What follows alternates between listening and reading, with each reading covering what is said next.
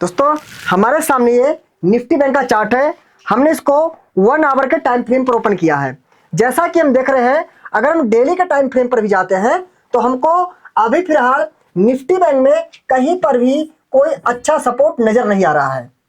तो सपोर्ट नजर नहीं आ रहा है तो व्यू क्या हुआ, बेयरिश है, मतलब मार्केट अभी कमजोर लग रही है जब तक कि कोई अच्छा डिमांड जोन में मार्केट ना आ जाए। तो अगर हम 1 आवर के टाइम फ्रेम पर जाते हैं तो बैंक निफ्टी में कहीं ना कहीं बैक टू बैक हर्डल है। जैसे कि अगर आप देखें तो एक जो अच्छा वाला हर्डल है वो इस एरिया में आ रहा है, क्योंकि यहां पर एक हमको 1 आवर के टाइम फ्रेम पर ये एक सप्लाई जोन यहां पर दिख रहा है। ये सप्लाई जोन, वैसे तो एक हर्डल ये भी हो सकता है, ये वाला हर्डल 48,275 से लेके 48,350 के बीच में, ठीक है। लेकिन उसमें भी सबसे अच्छा हर्डल ये दिख रहा है क्योंकि इसकी लेगआउट कैंडल काफी अच्छी है। तो इस एरिया में कहीं ना कहीं निफ्टी बैंक ने एक सप्लाई जोन क्रिएट बनाया हुआ है। कहां से कहां तक है, 48,508 से लेकर के 48,584 के बीच में ये एक सप्लाई जोन है। अगर बैंक निफ्टी इन केस, वैसे तो बैंक निफ्टी कमजोर लग रही है तो चांस बहुत कम लगता है कि ऊपर जा पाए, इन केस जाती है बैंक निफ्टी इस एरिया में तो यहां से फिर से हमको सेलिंग प्रेशर इस सप्लाई से देखने को मिल सकता है। फिर से बैंक निफ्टी होता है यहां से डाउन आ जाए। तो ये रहा हमारा बैंक निफ्टी के लिए व्यू। इनकेस बैंक निफ्टी पर जाती तो ऊपरी स्तरों से फिर से बैंक निफ्टी में हमको दबाव देखने को मिल सकता है। नीचे कोई भी अच्छा सपोर्ट नजर नहीं आ रहा है। आते हैं हम अगला चार्ट ओपन करते हैं निफ्टी 50 का। निफ्टी 50 में अगर हम आते हैं तो हम एक चीज देख रहे हैं, कहीं ना कहीं निफ्टी 50 इस वाले सप्लाई जोन में जो मल्टीपल 3 हुई बेस कैंडल है और फिर एक ड्रॉप, कहीं ना कहीं निफ्टी 50 इस सप्लाई जोन के एरिया से जो है गई कंसोलिडेट करके यहां पर नीचे आ रही है। तो कहीं ना कहीं निफ्टी 50 भी सप्लाई जोन से आ रही है और नीचे अभी कोई डिमांड जोन नहीं है। तो इसके लिए भी व्यू क्या है, बेरिश है, मतलब मार्केट कमजोर दिखती है। कहां तक, अगर हम आते हैं 1 आवर या 2 आवर के टाइम फ्रेम पर तो निफ्टी में इसके पहले कोई भी डिमांड जोन नजर नहीं आ रहा है। इस एरिया के पहले एक यहां पर डिमांड जोन ये हो सकता है, इस एरिया में एक ग्रीन कैंडल तो रैली, उसके बाद 3 हो गई बेस कैंडल, उसके बाद फिर एक ग्रीन कैंडल। आरबीआर पैटर्न का ये एक डिमांड जोन है। डिमांड जोन का काम क्या है, गिरती हुई मार्केट को सपोर्ट करने का काम। तो एक ये 2 आवर के टाइम फ्रेम पर निफ्टी में यहां पर एक डिमांड जोन है। अभी तो मैं इसको बॉडी से मार्क कर रहा हूं, बिक चल सकता है, वो बाद की बातें देख लेंगे।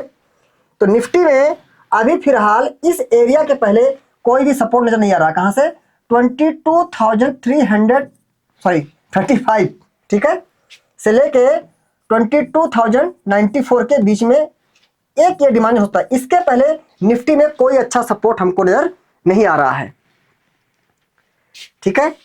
अभी तो हमें लगता है निफ्टी 50 यहां तक हो सकता है आने की कोशिश करे।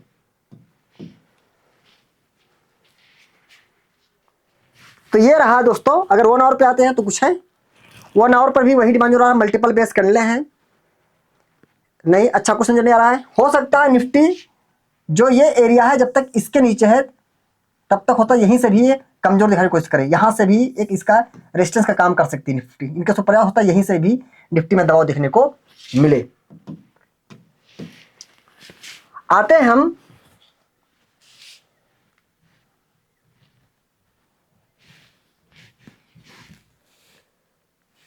मिड कैप निफ्टी पे आते हैं। अगर हम तो मिड कैप निफ्टी में आ रहे हैं तो इसमें भी अगर आप देखेंगे डेली के टाइम फ्रेम पर, तो डेली के टाइम फ्रेम पर कोई भी अच्छा डिमांड जोन कहीं नजर नहीं आ रहा है। इस एरिया में एक डिमांड जोन था जिसकी वजह से थोड़ा बहुत यहां पर सपोर्ट लेने की कोशिश करा मिड कैप, बाकी और कुछ भी नहीं नजर आ रहा है। दूर दूर तक आप देखेंगे मिड कैप में कहीं पर कोई भी डिमांड जोन नजर नहीं आ रहा है, काफी दूर तक। इस एरिया में आपको ध्यान होगा, ये हमने लाइन मार्क किया था जब कभी निफ्टी मिड कैप यहां कहीं या यहां कहीं होती थी, हमने कहा इसके पहले कोई सपोर्ट नहीं है। अब उस सपोर्ट के आसपास आ करके कंसोलिडेट कर रही है या कहते हैं रोक रही है, लेकिन अभी कोई कंफर्मेशन नहीं मिल रहा है कि ऐसा तो हो नहीं रहा कि कहीं सप्लाई जोन टूट गया हो, ऐसा कुछ हुआ हो अभी भी, ठीक है। तो हो सकता है मिड कैप अभी और भी डीप आने की कोशिश करे। तो मिड कैप भी जब तक इसके नीचे है,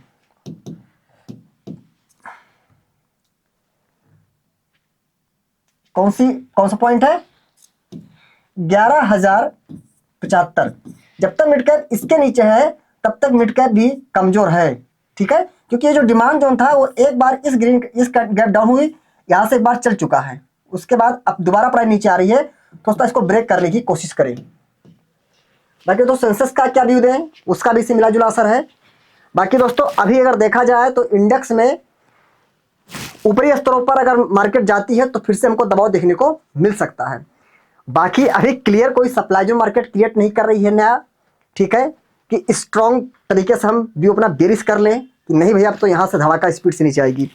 आप देख रहे हैं मार्केट काफ़ी टाइम से निफ्टी 50 हो, निफ्टी बैंक तो स्पेशली देख लेंगे साइड बेस सी मार्केट बनी हुई है, ठीक है। तो दोस्तों अभी ज़्यादा कुछ क्लियर व्यू नहीं निकल पाया इंडेक्स के लिए, ठीक है। जब व्यू क्लियर होता है वो चार्ट ही हमको परमिशन देगा, तभी अपना व्यू कुछ क्लियर बता सकते हैं। बाकी अभी अगर देखा जाए तो इसे मार्केट भी कमज़ोर लग रही है। बाकी दोस्तों बिकॉज इन इंडेक्स में ट्रेडिंग भी होती है, तो ट्रेडिंग पर्पज से बिल्कुल नहीं एनालिसिस थी, ये केवल मार्केट रुझान कैसा रह सकता है अगले दिनों में, उस पर्पज से मैंने एनालिसिस किया है। ध्यान रखिए दोस्तों, स्टॉक मार्केट जोखिम पर आधारित है, इसलिए स्टॉक मार्केट में कोई भी परफॉर्मेंस प्ले आप अपने खुद के एनालिसिस और अपने फाइनेंशियल एडवाइजर से सलाह लेने के बाद ही मैं पसंद। और हाँ दोस्तों, खास एक बात, हमारा IMS ट्रेडिंग एकेडमी का टेलीग्राम चैनल है, जिसके नाम से कई सारे फेक चैनल भी क्रिएट हो गए हैं, कृपया आप उन सबसे दूर रहें। हमारे टेलीग्राम दोस्तों सिर्फ और सिर्फ हमारे यूट्यूब वीडियोस के डिस्क्रिप्शन में दिए गए लिंक से ही ज्वाइन करें, कहीं और से न ट्राई करें। दोस्तों अगर आपको वीडियो पसंद आती है तो प्लीज़ आप अपना प्यारा सा लाइक कमेंट दीजिएगा, और अगर आप हमसे पहली बार मिल रहे हैं तो हमारे चैनल को जरूर सब्सक्राइब करें। Thank you. जय हिंद, जय भारत।